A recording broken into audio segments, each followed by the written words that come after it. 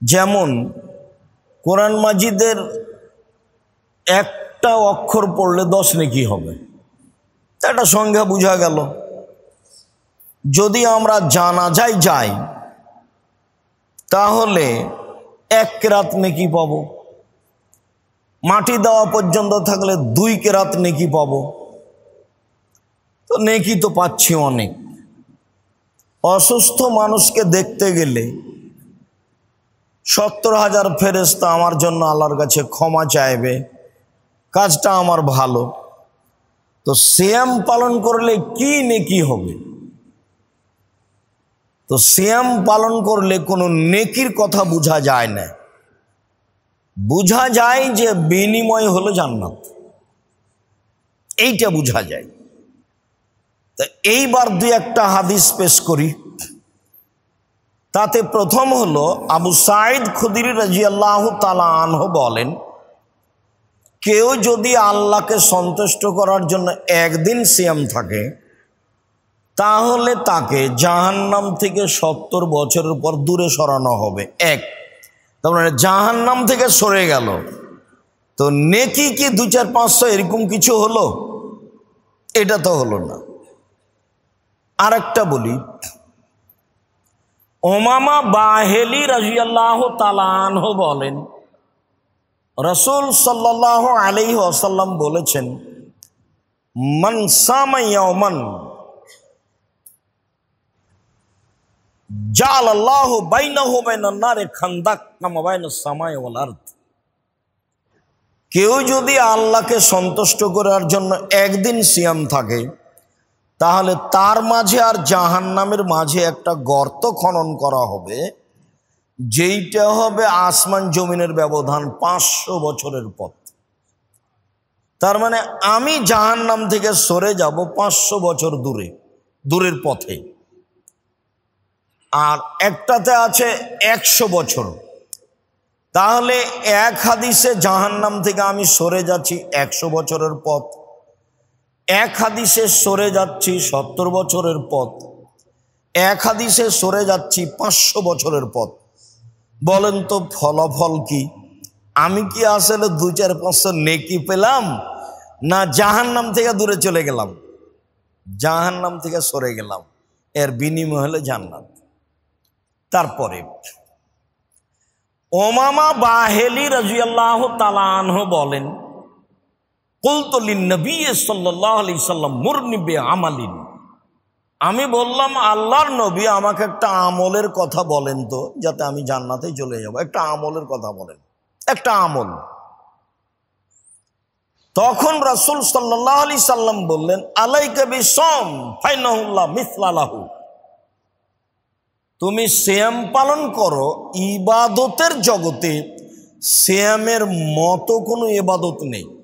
সিয়ামের মতো এই ইবাদতটা সিয়ামের মতো, এইটা হলো সালাত নামাজ, এটা হলো সিয়ামের মতো। জিনা, এটা হলো হজ, এটা হলো সিয়ামের মতো। জিনা, এমন কোনো ইবাদত নেই পৃথিবীতে যেটা সিয়ামের মতো হতে পারে। আল্লাহ রাসূল সবকে না করে দিলেন। উমামা বাহেলি রাদিয়াল্লাহু তাআলা আনহু বলেন, কুলতু লিন-নবী সাল্লাল্লাহু আলাইহি সাল্লাম মুরনি বিআমালিন। আমি আল্লাহর নবীকে বললাম, আল্লাহর নবী আমাকে একটা আমলের কথা বলেন। তখন আল্লাহর নবী বললেন যে, উমামা আলাইকা বিসম ফাইনাহু লা ইদলা লাহু। তুমি সিয়াম পালন করো।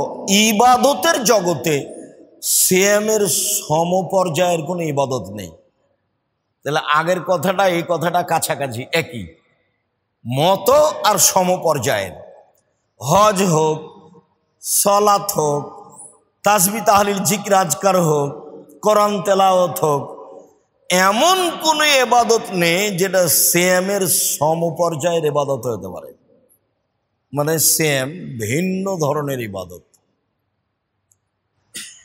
সাহল ইবনে সাদ রাদিয়াল্লাহু তাআলা আনহু বলেন, রাসূল সাল্লাল্লাহু আলাইহি সাল্লাম বলেছেন, ইন্না ফিল জান্নাতে ইন্না লিল জান্নাহ সাবআ আবওয়াব মিনহা বাবুন ইসমুর রায়ান।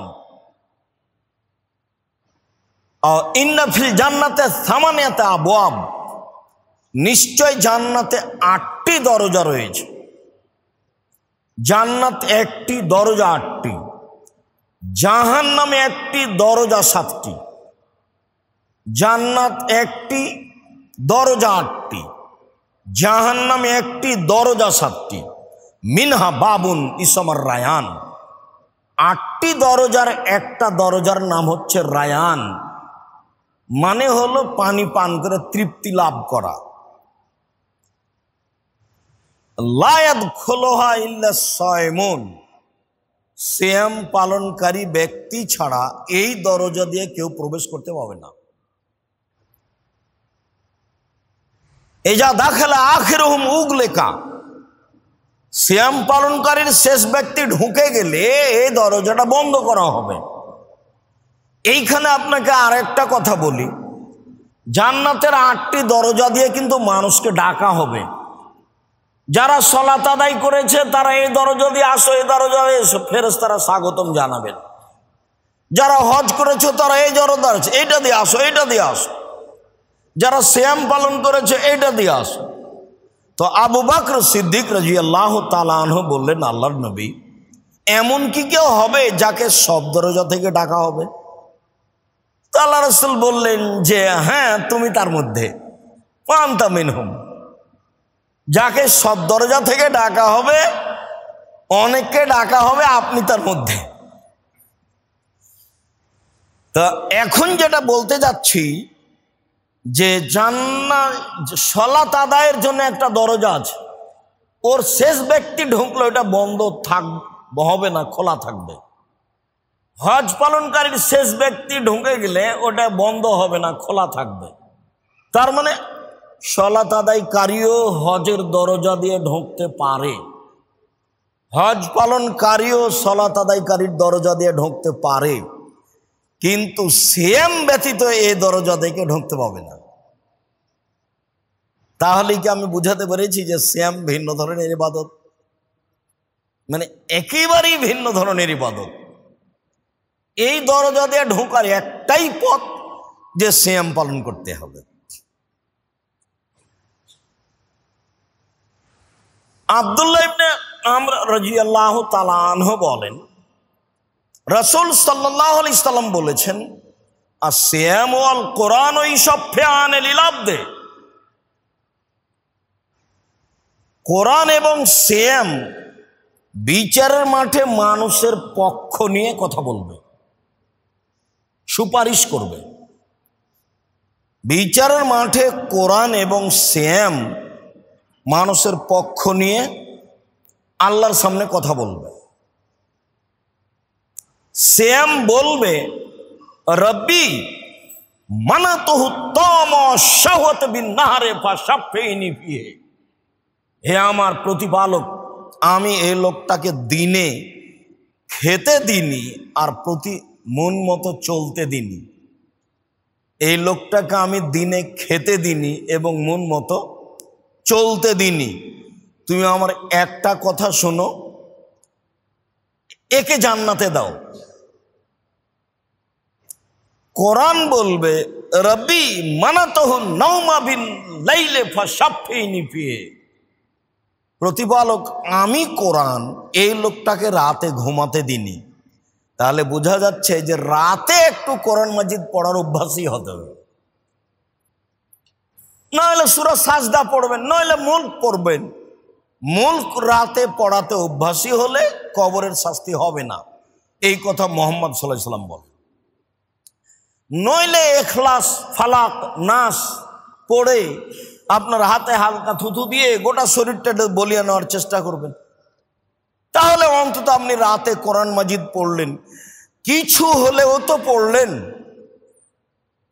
ফাইশাফানে, কোরআন এবং সিয়ামের কথা মেনে নেওয়া হবে। কোরআন যেটা বলবে, সিয়াম যেটা বলবে, সেটা আল্লাহ মেনে নেবেন। আবু হুরায়রা রাদিয়াল্লাহু তাআলা আনহু বলেন, রাসূল সাল্লাল্লাহু আলাইহি সাল্লাম বলেছেন, আসিয়ামু হিসনুন হাসিনুন মিনান নার, সিয়াম হলো জাহান্নাম থেকে বাঁচার দুর্গ। সিয়াম হলো জাহান্নাম থেকে বাঁচানোর বা বাঁচার দুর্গ। তাহলে সিয়াম পালন করে ঘুরে নেকি হলো না, বাঁচলাম কোথা থেকে? জাহান্নাম থেকে। একটা ভিন্ন ধরনের ইবাদত। আবু হুরায়রা রাদিয়াল্লাহু তাআলা আনহু বলেন, রাসূল সাল্লাল্লাহু আলাইহি ওয়াসাল্লাম বলেছেন, কুল্লু আমাল ইবনে আদম ইজাফুল হাসানাতু বিআশরি আমসালিহা ইলা 700 যিফ। আদম সন্তানের সব নেকি 10 থেকে 700, আরো আরো আরো সব বাড়ানো হয়। মানুষ যেমন গরু গাভীর বাচ্চা লালন পালন করে বড় করে, অন্য বুখারী মুসলিমের হাদিসে এসেছে আল্লাহ মানুষের নেকিকে বাড়াতে থাকেন মরা পর্যন্ত, নেকি তার বাড়তেই থাকে। কালাল্লাহু তাআলা ইল্লা সোম, তবে সিয়াম ফাইন্নাহু লি ওয়া আনা আযী বিহি, সিয়াম আমার ব্যাপার, প্রতিদান আমি দিব। তাহলে এমন কোনো ইবাদত নেই যার প্রতিদান আল্লাহ নিজে হাতে দিবেন সিয়াম ছাড়া। সিয়াম ইবাদতের জগতে একেবারেই ভিন্ন ধরনের ইবাদত, যার সাথে মানুষের ভালোবাসা আন্তরিকতা থাকা উচিত। আল্লাহ আমাদের বিবেচনা করে আমল করার তৌফিক দান করুক। আল্লাহুম্মা আমিন। আল্লাহুম্মা সাল্লি আলাইহি ওয়া বারিক আলাইহি। আলহামদুলিল্লাহ ওয়াহদা ওয়াস সালাতু ওয়াস সালামু আলা মান লা নবিয়্যা বাদা। আবু হুরায়রা রাদিয়াল্লাহু তাআলা আনহু বলেন, রাসূল সাল্লাল্লাহু আলাইহি ওয়াসাল্লাম বলেছেন, আফদালুস সিয়ামে বাদা রমাদান শাহরুল্লাহিল মুহাররম ওয়া আফজালুস সালাতে বাদা সালাতিল মাকতুবা সালাতুল লাইলি। রমজানের ফরজ সিয়ামের পরে সবচেয়ে উত্তম সিয়াম হলো মুহররমের সিয়াম। দুইটা রমজানের পরের সবচেয়ে নফল উত্তম সিয়াম কি? মুহররমের সিয়াম। আবু হুরায়রা রাদিয়াল্লাহু তাআলা আনহু বলেন, কাদামান নবী সাল্লাল্লাহু আলাইহি সাল্লাম আল মদিনা ওয়াজাদাল ইয়াহুদিয়া ইয়াসুমুনা ইয়াউমাল আশুরা। আল্লাহর নবী মদিনায় আসলেন মক্কা থেকে, দেখলেন যে মদিনার লোকেরা মুহররমের 10 তারিখে সিয়াম থাকছে। কালা লাহুম, আল্লাহ রাসূল তাদের বললেন, মা হাযাল ইয়াউমাল্লাযিনা তাসুমুনাহু আল্লাযী তাসুমুনাহু, এই দিনটা কি যে দিনে তোমরা সিয়াম থাকছো, ব্যাপারটা কি? তোমরা মুহররমের 10 তারিখে সিয়াম থাকছো কেন? তখন তারা বলল, হাযা ইয়াউমুন আযীম, এই দিনটা খুব বড় দিন। আনজাল্লাহু তাআলা ফীহি মূসা ওয়া কওমাহু, আল্লাহ তাআলা এই দিনে মূসাকে এবং তার সম্প্রদায়কে বাঁচিয়ে দিয়েছেন। ওয়া গাররাকা ফিরআউনা ওয়া কওমাহু, এবং ফিরআউনকে তার সম্প্রদায়কে এই দিনে ডুবিয়ে দিয়েছেন। ফাসামা মূসা শুকরান, যার কারণে মূসা আলাইহিস সালাম এই দিনে শুকরিয়া আদায়ের জন্য কি করেছিলেন? সিয়াম থেকেছিলেন। মূসা বলেছিলেন, আল্লাহ এত বড় তুমি কাজ করলে, ফিরআউনকে এইভাবে নিঃস্বভাবে ডুবিয়ে দিলে, তা আমি কি করতে পারি এই কাজটার বিনিময়ে? শুকরিয়া সিয়াম থাকলাম, মুহররমের 10 তারিখে সিয়াম থাকলাম। তো এই কথা শুনে রাসূল সাল্লাল্লাহু আলাইহি সাল্লাম বলছেন, নাহানু আহাক্কু আওলা মিনকুম বে মূসা, মূসা যে সিয়াম পালন করতেন শুকরিয়ার জন্য, ওই সুন্নাত পালন করার ব্যাপারে আমরা বেশি হক রাখি তোমাদের চেয়ে, আমরা বেশি হক রাখি তোমাদের চেয়ে। ফাসামা ইয়াউমা আশুরা ওয়া আমারাহু বিসিয়াম, তিনি নিজে সিয়াম থাকলেন আর সিয়াম পালনের আদেশ করলেন। যেমন আদেশ করলেন তেমনি সাহাবীগণ বলছেন, হাযা ইয়াউমুন আযীম লিল ইয়াহুদ ওয়ান নাসারা। আরে এই মুহররমের 10 তারিখ তো ইহুদি নাসারাদের বড় দিন, ইহুদি নাসারা এটাকে বড় দিন মনে করে। আর আপনি সব সময় বলেন যে এই তুখালিফুল ইয়াহুদ ওয়ান নাসারা, তোমাদেরকে ইহুদি নাসারা বিরোধিতা করতে হবে। তো আমরা যদি মুহররমের 10 তারিখে সিয়াম থাকি, তাহলে আমরা তাদের অনুসরণই করলাম, তাহলে বিরোধিতা কি দেয়া হলো? তখন আল্লাহ রাসূল বলছেন, হ্যাঁ শোনো, লাইন বাকাইতু আস-সানাতাল কাবিলা লাউ সুমান্না তাসিআ, আমি যদি সামনে বছর বেঁচে থাকি তাহলে 9 তারিখও সিয়াম থাকবো। 9 তারিখ হবে বিরোধিতা, 10 তারিখ হবে শুকরিয়া। এই জন্য মুহররমের সিয়াম হলো দুইটা। আমি যদি সামনে বছর বেঁচে থাকি তাহলে 10 তারিখ হবে শুকরিয়া আর 9 তারিখ হবে বিরোধিতা। হাফসা রাদিয়াল্লাহু তাআলা আনহা বলেন, আরবাউন লাম ইয়াকুন ইয়াদাহুন্না রাসূলুল্লাহ সাল্লাল্লাহু আলাইহি ওয়াসাল্লাম। 4টে জিনিস আল্লাহ রাসূল কখনো ছাড়তেন না। 1, সওমায়ামে আশুরা, মুহররমের 10 তারিখের সিয়াম। 2, ওয়াল আশরা, যুলহিজ্জার 1 থেকে 9 পর্যন্ত সিয়াম। 3, ও সালাসাত আয়ামিন মিন কুল্লি শাহর, প্রত্যেক মাসে 3 দিন সিয়াম। 4, রাকাতাইল ফজর, ফজরের 2 রাকাত সুন্নাত। এই 4টে জিনিস তিনি কখনো ছাড়তেন না। তার একটা হলো মুহররমের সিয়াম। আমরা আপাতত মুহররমের সিয়াম শেষ করলাম। কাতাদা রাদিয়াল্লাহু তাআলা আনহু বলেন, রাসূল সাল্লাল্লাহু আলাইহি ওয়াসাল্লাম বলেছেন, সালাসুন মিন কুল্লি শাহরিন ফাহাযা সিয়ামুদ দাহরি। কেউ যদি প্রত্যেক মাসে 3 দিন সিয়াম থাকে তাহলে সারা বছর সিয়াম পালনের নেকি পাবে। সারা বছর সিয়াম পালনের জন্য 3 দিন সিয়াম থাকতে হবে, প্রতি মাসে 3 দিন।